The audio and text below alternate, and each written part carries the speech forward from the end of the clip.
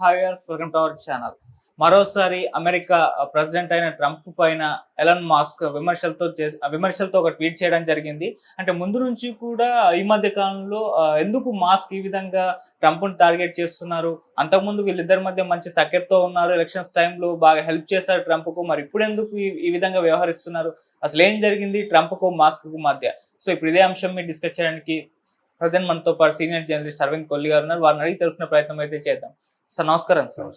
Sir వరుసగా ట్వీట్లు చేస్తూ మాస్క్ ట్రంప్ పైన మాత్రం ఒక రకమైన దాడి చేస్తున్నాడని చెప్పేసి మనం అర్థం చేసుకోవాలి సార్. ఎందుకు ఈ విధంగా వ్యవహరిస్తున్నారు?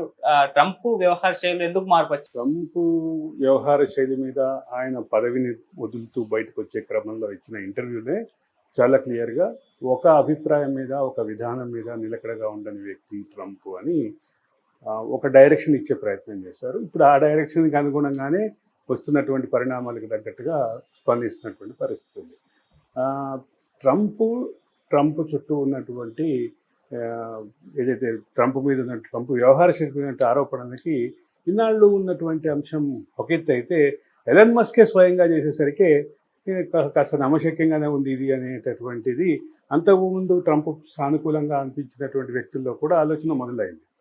రిపబ్లికన్స్లో అంతర్గతంగా మొదలవడంతో పాటు ప్రపంచవ్యాప్తంగానూ అమెరికా దేశంలోనూ ఆ రకమైనటువంటి ఇండికేషన్స్ అయితే క్లియర్గా ఉన్నాయి. ట్రంప్ విదేశాంగ విధానాన్ని కానీ, ఫైనాన్స్ విధానం అంటే ట్రంప్ ఆర్థికపరమైనటువంటి బిల్లులు పెట్టేటటువంటి క్రమం నుంచి అనేక విషయాల్లో ట్రంప్ తోటి ఎలాన్ మస్క్ విభేదిస్తున్నారు. ఎలాన్ మస్కే కాదు, అమెరికన్ కార్పొరేట్ ప్రపంచం ఎక్కువగా ట్రంప్ ఆలోచన పట్ల అసహనంగానే ఉంది. ట్రంప్ ఆలోచనల మూలంగా కొంత అమెరికా ఆర్థిక వ్యవస్థ కూడా గందరగోళం కాబోతోంది అనేటటువంటి ఇండికేషన్స్. అసలు దీన్ని అన్నిటికంటే ముఖ్యమైనటువంటిది ఒక భారీ విస్ఫోటనం, ఆర్థిక విస్ఫోటనం రాబోతుంది.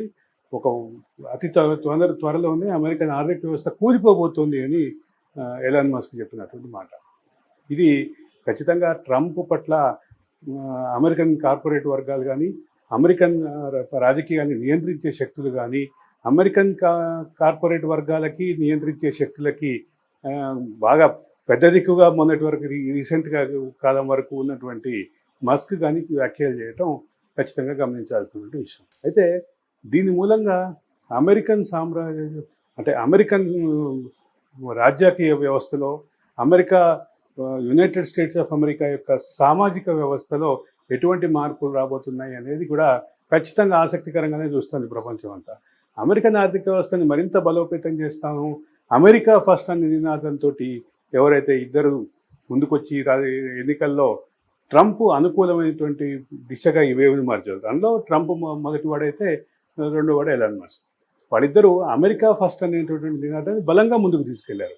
అంటే బహుశా మీకు గుర్తుంటుంది, నేను ఇంతకుముందు కూడా చెప్పాను, అమెరికాలో బైడెన్ తన అభ్యర్థిత్వాన్ని వదులుకుని కమలా హారిస్ని అభ్యర్థిగా ప్రకటించిన నాటి నుండి అమెరికన్ సామాజిక వ్యవస్థలో కానీ, ఓట్ల పోలరైజేషన్లో కానీ కొంచెం కమలా హారిస్కి సానుకూలత కనిపించింది. ఆ కనిపించినటువంటి సానుకూలత ఎందుకు నిలబడలేదు అంటే దానికి మళ్ళీ తీసుకొచ్చినట్టు అమెరికా ఫస్ట్ నినాదం, అట్లాగే ఎలాన్ మస్క్ ప్రభావం. ఈ రెండే కీలకం అనుకున్నారు.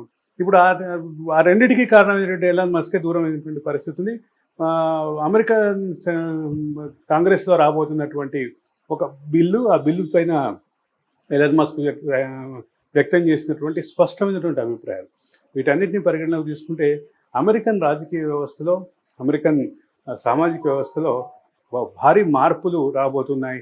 ముఖ్యంగా అమెరికన్ ఆర్థిక వ్యవస్థ కొలాప్స్ కాబోతుంది అని ఏదైతే హింట్ ఇచ్చారో, వాస్తవంగా అదే జరిగితే మాత్రం ప్రపంచంలో ఒక పెద్ద కుదుపుగా చెప్పాలి. ప్రపంచంలో ఉన్నటువంటి ఆర్థికపరమైనటువంటి అంశాల్లో, ఆర్థికపరమైనటువంటి సంబంధాల్లో, దౌత్య సంబంధాల్లో ఒక భారీ కుదుపుగా ఉంటుంది.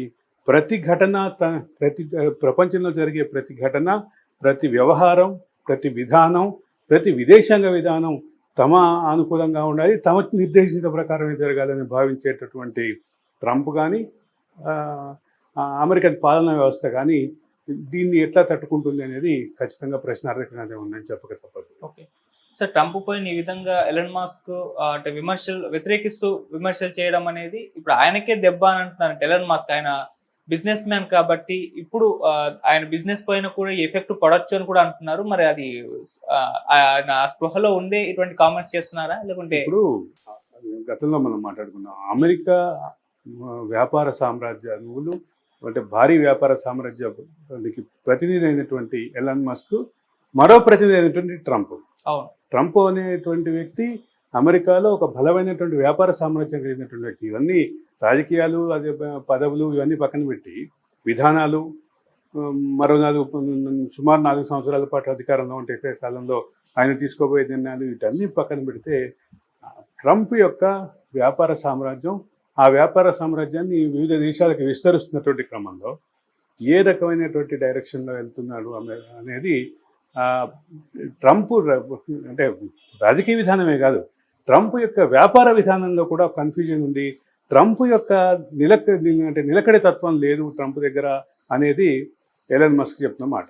అంటే ఎలన్ మస్క్ విధానం మొత్తం తన అవుట్ రైట్గా ట్రంప్ని సపోర్ట్ చేసి అమెరికా ఫస్ట్ అనే నినాదాన్ని ముందుకు తీసుకొచ్చి ఏదైతే ఎలక్షన్స్ నడిపారో, ఎలక్షన్స్లో మద్దతు కూడా కొట్టుకున్నారో, అటువంటి పరిస్థితుల్లో ఇది ప్రతికూలమైనటువంటి ఫలితం. ఈ ప్రతికూలమైనటువంటి ఫలితాలు ఇవి ట్రంప్ తట్టుకుని నిలబడతారనేది కూడా ఖచ్చితంగా చూడాల్సినటువంటి అంశం అని చెప్పాలి. అండ్ ఇంకో వార్త కూడా సార్, అటు ఎలన్ మాస్క్ ఇప్పుడు ట్రంప్ను వ్యతిరేకిస్తున్నారు. మళ్ళీ ఫ్యూచర్లో కమలా హారిస్కి ఏమన్నా మద్దతు తెలపచ్చా, ఈ పార్టీకి అండగా ఉండొచ్చా అన్న అంటే మొదటి అంశం కమలా హారిస్ ఇంకోసారి అభ్యర్థిగా ఉంటారా అనేది ప్రశ్నార్థకమే. ఓకే.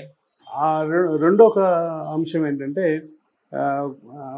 అంటే అభ్యర్థి నిర్ణయం అనేది అంటే అక్కడ జరిగే రాష్ట్రాల వారీగా జరిగే ప్రీమియర్ ఎన్నికల్లో అభ్యర్థి నిర్ణయం జరుగుతుంది. అభ్యర్థి నిర్ణయం తర్వాత ఇద్దరు అభ్యర్థుల మధ్య పోటీ జరుగుతుంది. సహజంగా ఇద్దరే ఉంటారు, మూడవ అభ్యర్థి ఇక్కడ ఉన్నా కానీ నామమాత్రపు పోటీ ఇచ్చేటటువంటి పరిస్థితి ఉంది.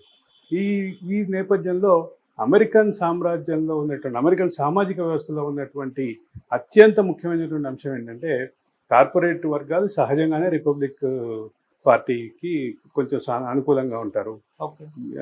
అంటే గతంలో అది కూడా విభేదించి జరిగినటువంటి డెమోక్రాట్లకు కూడా కొంత అండగా నిలబడినటువంటి సందర్భం అయితే ఉంది. పూర్తిగా తోసిపట్టు పారేయలేం. పూర్తిగా వ్యాపారస్తులు, వ్యాపార వర్గాలు మొత్తం ప్రపంచ వ్యాపారంలో విస్తృత వ్యాపారాన్ని నియంత్రించేటటువంటి వర్గాలు కానీ, అదే సందర్భంలో వ్యాపార సామ్రాజ్యానికి అధినేతలుగా ఉన్నటువంటి వాళ్ళు కానీ పూర్తిగా రిపబ్లికన్ పూర్తిగా వ్యతిరేకులుగానో సానుకూలుగానో ముద్ర వేసేటటువంటి అంటే వాళ్ళు విభేదించిన సందర్భాలు ఉన్నాయి, సమర్థించిన సందర్భాలు ఉన్నాయి. కానీ సహజమైనటువంటి పద్ధతి ఏంటంటే కార్పొరేట్ వర్గాలు మొత్తం డెమోక్రటిక్ పాలసీకి విరుద్ధంగా రిపబ్లికన్ పాలసీకి అనుగుణంగా ఉంటారనేది చెప్పక తప్పదు. Right sir, thank you so much sir.